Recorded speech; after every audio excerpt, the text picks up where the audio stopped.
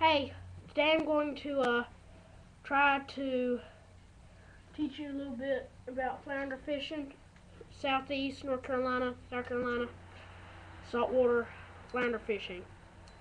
First things first, equipment. You're gonna need a fishing rod. Nothing fancy or anything. This is just like a little Shakespeare ugly stick. It's what I use, Walmart, whatever. Nothing fancy. And I just have a little Shimano reel that I got at the pier shop, Topsail Beach.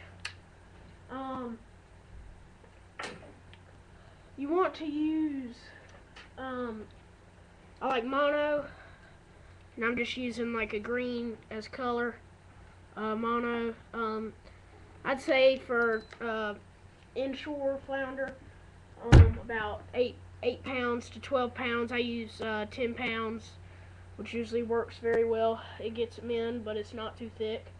And then I'm going to show you different rig I like to use using live, like finger mullet, and so you're going to need egg sinkers. And this is for drifting or just kind of reeling it, tugging it in, fishing places. And they make different sizes for, if the current's stronger, you might want different sizes or whatever. I have some, just like some type of beads.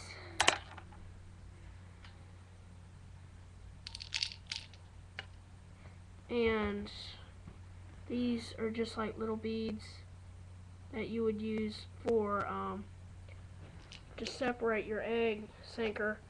And these aren't required, they just help being more organized. You're going to need some leader, and this is just like a 50-yard spool of a 25-pound clear leader. And then you're going to need your hooks. They make flounder hooks. I don't use them just because they get in my way. I mean, I use them sometimes, but I just like to use the regular little hook.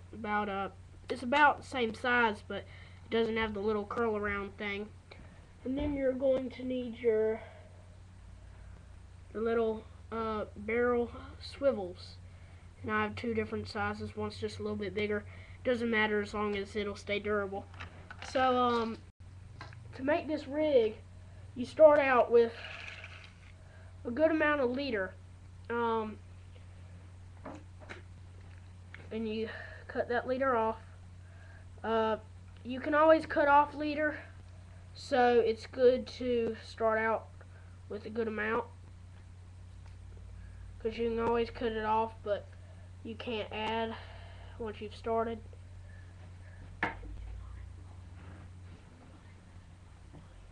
And you're just going to cut this, I'd say, good couple of feet, enough to where you have enough and to where you can kind of pick out and adjust to your whereabouts, how you like it, so here's this. And what you're going to do is you're going to tie your barrel swivel. And I use a real simple knot. You just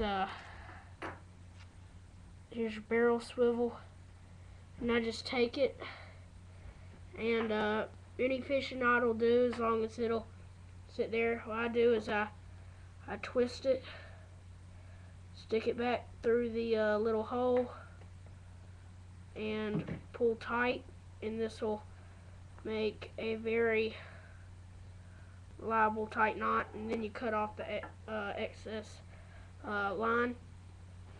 And then how this is going to work is you're going to have your weight and everything up here on the reel line and the leader, and then you'll tie your choice of hook right here to where you'll have a hook on the other end of your leader opposite from your barrel swivel, and you're going to want to tighten this down and pull very tight any knot you choose to make sure that it's reliable and that you're not going to lose a good old big 25-inch flounder. And now how this is going to work is you're going to take your line off of your fishing rod and you're going to find the end of it. Okay, so I found the end, and you're gonna, I had it on right there. You're just gonna take the end of it, give you plenty of line to work with. You're gonna take your egg weight, and you're going to apply it onto your line after a bead. A bead is not required, it just kind of keeps it more organized so it's not all flipping around and so it doesn't tangle as easy. It doesn't matter which size or shape or whatever, just a good bead will help. And you can put a bead on and then put a weight on and then another bead, or you can just take the egg sinker weight, and this is just a 3/4 ounce. It's not that big. And put the bead on.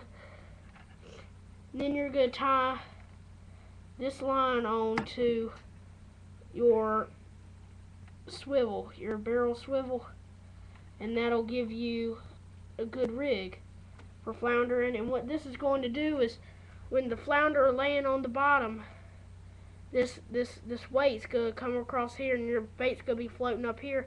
When they hear that, feel that weight move across, they're gonna take a snap at your bait, your mullet or whatever. They're gonna take about half of it. You're gonna let the line back. In that case, you're going to let the line rest. Maybe allow a little bit of line for them to really get a bite of the fish, and then the next big hit, you're gonna set your hook, reel it up, and there you go. Now they sell these rigs, they're Carolina rigs, at stores for a couple of bucks, but I find it easier to make your own. That way you can see, like, this leader's a little short, and you can use steel leaders. So the bluefish don't, if you run into a school of bluefish, they don't try to mess with your leader to where you have to start all over again. And you know, in your tackle box, just go on all these basic supplies for flounder fishing. You can drift, which just kind of let it out and bump it, or you can anchor up or something, and that's when you can cast it and reel it back in slowly. In different places and fish the bank. Well, I hope that I've taught you a little something about flounder fishing, and please subscribe and leave comments. I always like to learn new stuff and everything, so I'm learning new things every day, and I hope that for beginners and stuff I've helped a little bit in flounder fishing world. So go catch the big ones, and I'll talk to you later. Thank you, viewers.